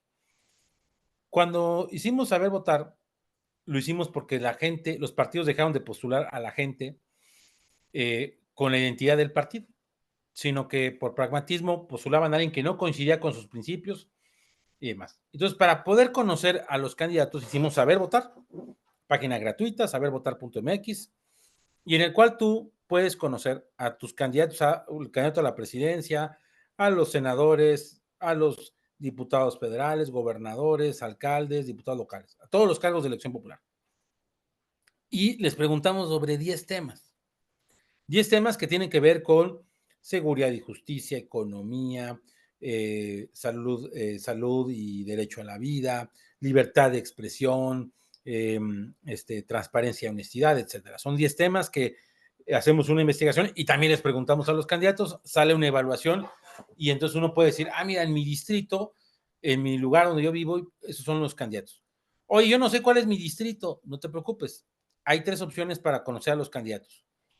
Poniendo el estado y el municipio, o poniendo la geolocalización. En automático agarra la geolocalización y entonces te ubica el candidato en el lugar en el que te encuentras físicamente. Nada más dale ahí permitir ya sea tanto Android como Apple, permitir ahí en los permisos para poder compartir esa geolocalización y va a dejar. No pedimos datos, sino lo que uno puede ver los datos ahí. O la sección electoral, que son 4 numeritos que tienen la credencial de elector. Entonces, la página también evalúa las plataformas. ¿Qué piensan los partidos de estos temas? Ahora, ¿cómo lo hacemos de estos temas? Son 29 preguntas, donde les preguntamos. Son preguntas con respuestas binarias. Es un sí o no. Porque ya empiezan el rollo de, no, a ver, el sí o no.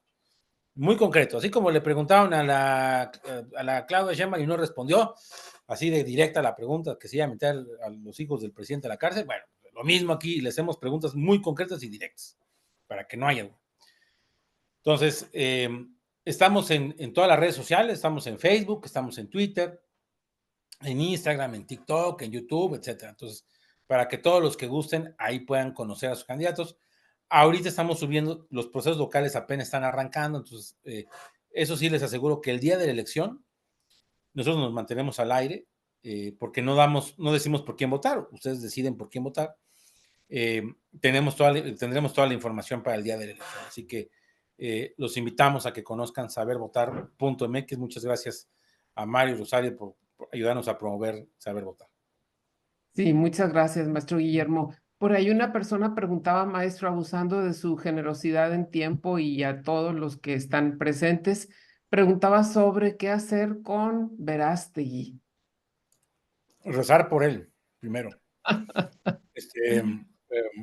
Es en buena onda, es buen sentido, no lo tomen a broma, pero miren, yo creo que en el caso de la idea de Verástegui, le falló algo, que para meterte al rodeo tienes que saber torear y tienes que estar bien asesorado y bien acompañado.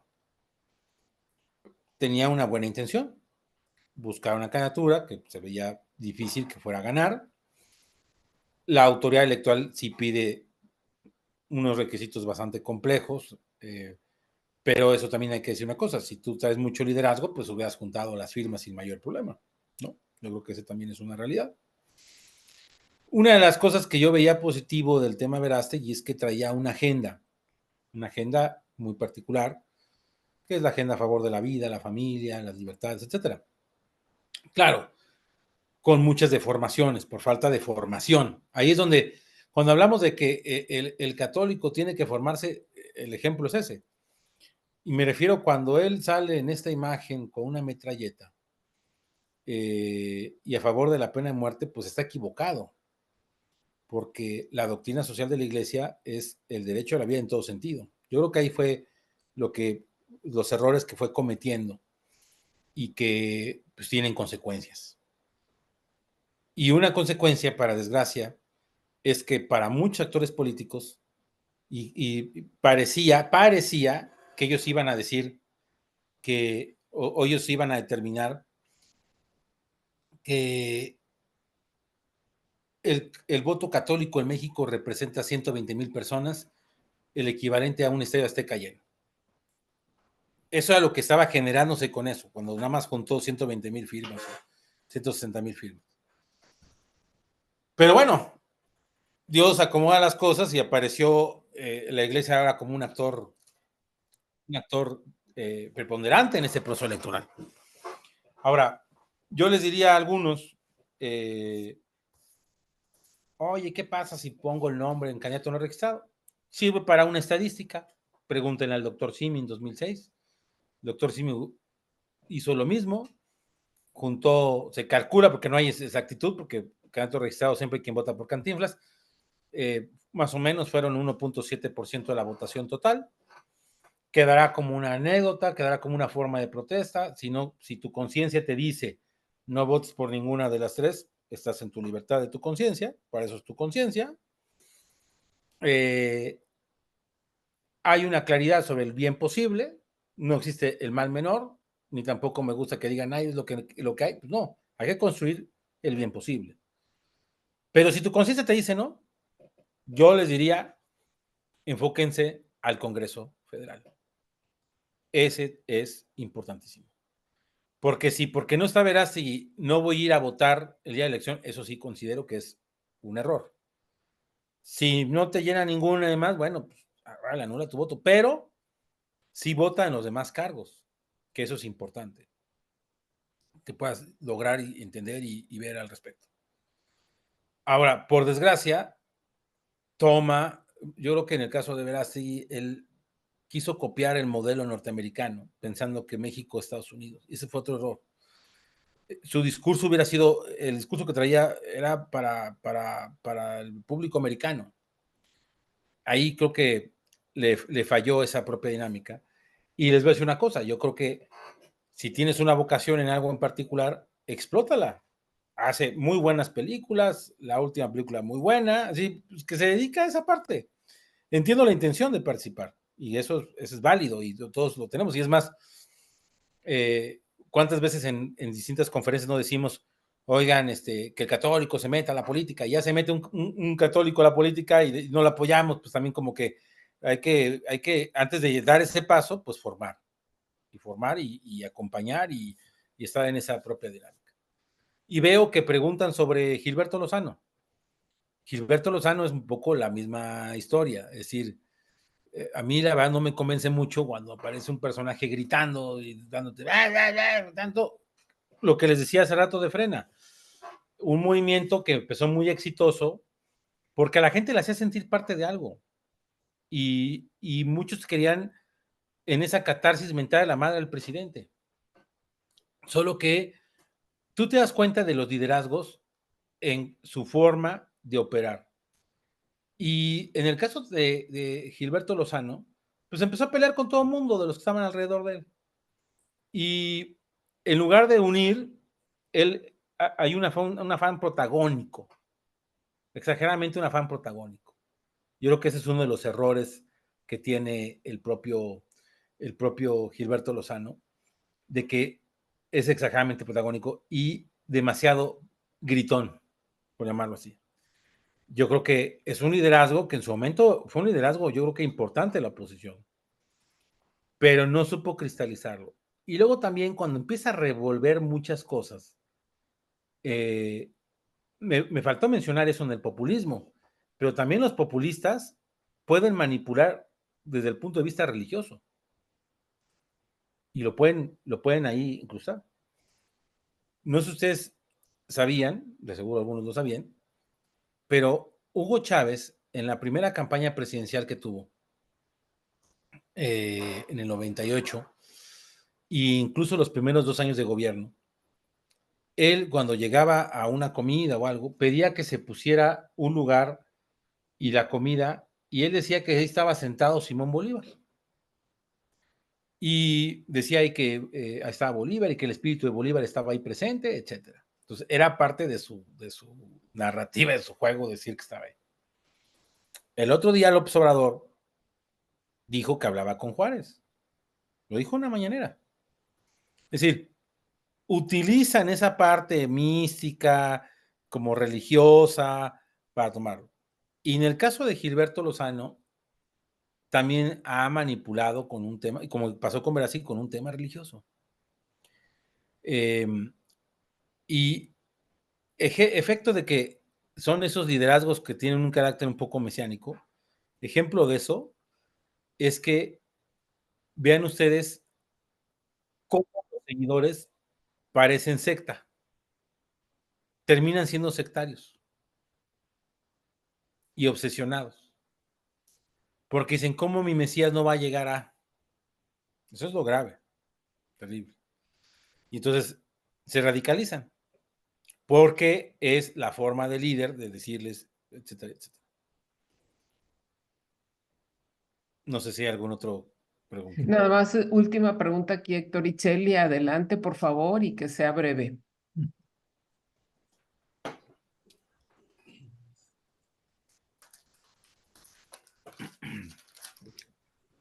buenas noches y felicidades por tu exposición. Ah. Yo la verdad he estado escuchando y no quería preguntar. Sin embargo, tengo algo que me está lacerando, que me está golpeando. Yo he analizado muy bien desde el socialismo, populismo, desde la doctrina social, junto con nuestro amigo, nuestro gran teacher que nos compartió un diplomado. Y creo que Víctor, lástima que no está aquí, ¿no? Pero hemos analizado ya varias veces el populismo. Sin embargo, hay algo que te quiero comentar. Sería muy bueno hacer una analogía de lo que son los conceptos que tú nos explicas muy bien, que conocemos del populismo, del socialismo, toda la reverencia que hay, contra el tipo de persona que hace el populismo, que es el líder del populismo. En este caso, la personalidad de ese líder. En este caso, el cinismo, la incongruencia, la mentira. Hoy le echa la culpa por Celaya de Guanajuato, pero en Querétaro ama a la hija a Evelyn, a ella no tiene la culpa. Mete la mano al fuego por el Estado de México, pero el otro es un ratero. Y hoy te dice, yo no dije que la gasolina le iba a bajar en 10 pesos, con un cinismo, con una parsimonia, con algo. Y después de eso, lo que acabas de comentar, platica hasta con el Espíritu Santo, ¿no? No puede ser normal, porque incluso tenemos que decirle normal a un santo o al mismo Papa, ¿no? Sí. Creo que es necesario hacer ese contraste de que no, ahorita ya en este breve tiempo que queda por el manipuleo que hay, de cómo no se puede frenar eso, ¿no? Ya ves lo que está pasando. Se mete al pleito con Ecuador, se mete al pleito con, vamos, ya no es una persona normal, sino que es un delirio de poder, es una aberración, una necesidad semidios que tiene él en su mente, ¿no? Entonces creo que sería bueno contrastarlo con un análisis psicológico, un análisis de la personalidad, con un análisis... No podemos hacer quizá mucho ya más en estos 2 meses, pero sí en lo que va a venir atrás de quedarse ahí, porque él no va a querer tener poder, como él ya mismo lo dijo, por arriba de la dignidad del presidente no está la ley, cuando le dijeron lo que ocurrió, ¿no? De que se molestó mucho por lo de los hijos. Entonces, creo que nos esperan tiempos hacia algo y no nos queda más que, dicen que es un solo hombre. Y aquí es la intervención de Dios que tenemos que rogarle su intervención. Es la lucha del bien contra el mal se está apoderando, son decisiones maquiavélicas, ya decisiones ya, pero ya muy declaradas, lo que decías tú, de Nicaragua, de su esposa. Acá también dicen que ya en el Palacio ya hay muchas cosas de ese tipo, que no son públicas, pero que ya van saliendo a la luz del día, ¿no? Entonces, no queda más que la esperanza, ojalá a Dios que nos escuche, de que no permita eso en un país en la que su madre vino aquí a rescatarnos, a enculturarnos, a llenarnos de vida y que podamos perder y sufrir 6 años más con un mandato detrás del manipuleo y de la figura que va a tener con esa mujer, el caso de la mujer. Creo que sería muy bueno hacer ese análisis e incluirlo dentro de la presentación, hacer el tipo de persona que es el que nos está está desconfigurando ya el mismo término populismo. Ya no es un abuso, ya lo está como dicen a los virus, cuando va mutando, está mutando ya el populismo, populismo. ¿Y sabe qué? ¿Cómo diablos se llamará dentro de 4 o 5 años? ¿No? Gracias, Guillermo. Bien, coincido en ese tema de analizar. Y ahorita le estoy presentando una lámina, no sé si se ve o no se ve. Sí, claro, sí la veo. A ver. Y va un poco a otra pregunta que me han hecho anteriormente y lo vinculo. Miren, ¿por qué algunos de esos personajes llegan a prevalecer su pensamiento, su dinámica después de muertos. Porque lo que hicieron fue la construcción de un sistema, de una dinámica. Hay, a mi juicio, 3 ejemplos claros de esa visión. El peronismo, que hoy en día sigue vigente, muy distorsionado, porque aparte hay peronismo de A, B, C y JFK. Evita era una... La esencia es una. La otra es, ya está muerto Fidel Castro. Y uno diría, ya se murió Fidel, ya se acabó. No, instrumentó una dinámica. Y con Chávez pasa lo mismo ahora que está Maduro. Y aquí pongo 4 elementos importantes, las máscaras del fascismo según Juan Claudio Lachín, en donde precisamente, ¿por qué se llegan a implementar y a mantenerse más tiempo? Primero, porque crean servicios de inteligencia a su servicio. Entonces, cuando tú estás espiado y pierdes el sentido de seguridad y pierdes la libertad, aguas. La boca, que se señala, la propaganda política. El constantemente generar la narrativa, el mensaje, y el mensaje se va instaurando. Tan se va instaurando que todas las encuestas marcan, cuando le preguntan a la gente las capacidades del presidente, todo el mundo dice, es un hombre honesto, porque ha hecho la propaganda política. Y luego, ¿qué crean? Conforme van avanzando en el tiempo, grupos de choque o paramilitares. Aquí que se ha creado una Guardia Nacional que originalmente era civil y ahora pertenece a la Sedena, y aunque en los hechos, aunque constitucionalmente no lo está, en los hechos ya lo está. Y lo más importante, su fe es la fantasía redentora. Entonces, ¿qué es lo que buscan en muchos de estos casos? Instaurar esta propia dinámica para entonces prevalecer conforme pase el tiempo. Ante la pregunta, ¿qué es lo que puede llegar a pasar a futuro en esta dinámica? Puede llegar a pasar esto. Digo, un extremo de más. Muy bien, maestro, pues muchísimas gracias, muy completo, la verdad, todo y aparte bien sencillo de entender. Muchísimas gracias de veras, Dios nuestro Señor lo bendiga a usted y a su familia. Gracias, Sabemos gracias. que seguimos contando con usted y bueno, pues nos despedimos de todos, les agradecemos y pues que descansen, Y ¿verdad? nos vemos Y en la nos próxima. vemos, si Dios quiere, en 15 días. En 15 días. ¿Sí? Gracias, gracias. Luego, Buenas noches muchísimas todos. gracias. Y visiten Saber Votar, visiten Saber Votar. Gracias, claro, buenas gracias. noches, Gracias. bendiciones. Gracias, gracias. Bye, bye. Bye, bye, bye. Gracias, muy buenas noches. Buenas noches, igualmente, buenas noches.